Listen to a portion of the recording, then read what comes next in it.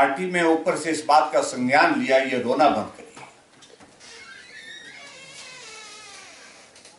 रो रो करके सरकार नहीं चलाई जा सकती है, और इसलिए उनको कहा कि आप इस बात का जिक्र ही मत करिए कि प्रदेश की आर्थिक स्थिति ठीक नहीं है। और फिर अचानक शुरू कर दिया है आजकल मुख्यमंत्री जी ने बोलना कि हिमाचल प्रदेश में कोई आर्थिक संकट नहीं है, और हिमाचल प्रदेश में आने वाले समय में 2027 तक हिमाचल अपने पांव पर आर्थिक रूप से खड़ा होगा, और 2032 में हिमाचल पूरे देश का सबसे समृद्ध राज्य होगा। ऐसे भविष्यवाणी कर रहे हैं जैसे कि कोई पंडित जो है, जो बहुत प्रकांड विद्वान, जो जानकारी रखता हो, उस तरह से जानकारी दे रहे हैं।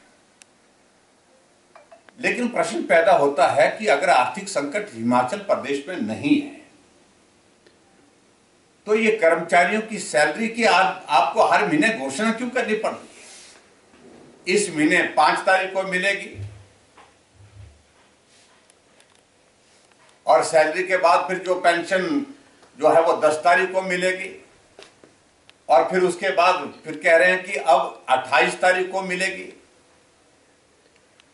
इसका मतलब है कि आपका फाइनेंशियल मैनेजमेंट जो है पूरी तरह से कोलैप्स हो गया है, सिस्टम में कोई चीज रही नहीं है। और मैं इस बात को लेकर के हमेशा कहता हूं, अगर हिमाचल प्रदेश में आज की तारीख में जो स्थिति है, अगर केंद्र की ओर से रेवेन्यू डेफिसिट ग्रांट की जो किस्त आती है 550 करोड़ रुपए की, अगर वो ना आए तो कर्मचारियों की सैलरी देना मुश्किल होगा। अगर हिमाचल प्रदेश को केंद्र से जो सेंट्रल टैक्सेस का जो शेयर वो अगर आना बंद हो जाए तो हिमाचल प्रदेश में ये स्थिति हो जाएगी, जो 750 करोड़ आता है तो कर्मचारियों की पेंशन देना बंद हो जाएगा, मुश्किल हो जाएगा। अगर आज हिमाचल प्रदेश में कर्मचारियों को अगर सैलरी मिल रही है तो वो केंद्र की वजह से मिल रही है, क्योंकि रेवेन्यू डेफिसिट ग्रांट जो है 550 करोड़ रुपए आता है, उससे राहत मिलती है। अगर पेंशन को पेंशन मिल रही है तो 750 करोड़ रुपए जो केंद्र से हमारा सेंट्रल टैक्सेस का जो स्टेट शेयर जो है वो आता है। तब अभी 28 तारीख को सैलरी देने की घोषणा की, और वो घोषणा किस लिए की?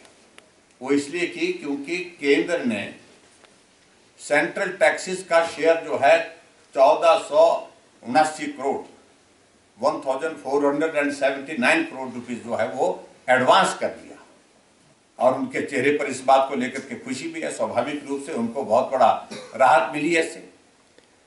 और इन सारी चीजों की वजह से मुख्यमंत्री जो है वो जो बातें कह रहे हैं वो बहुत हैरान करने वाली है।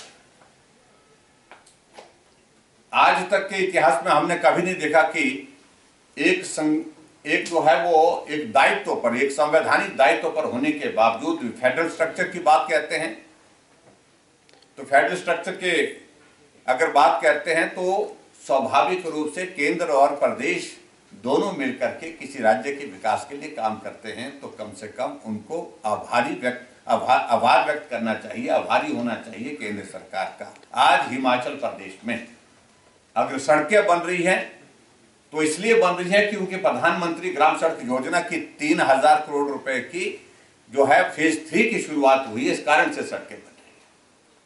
स्टेट बजट के माध्यम से कितनी सड़कें बन रही है, कितने काम पड़ रहे हैं, हो रहे। 2 सालों से हिमाचल प्रदेश में बारिश और बरसात के कारण जो सड़कें टूटी हैं वो सड़कें ज्यों की त्यों हैं, मलबा भी नहीं उठा पाई है। आज मैं अगर मंडी में बोल रहा हूं 12 पुल टूटे थे, उसमें से एक पुल भी रिस्टोर नहीं हो पाया।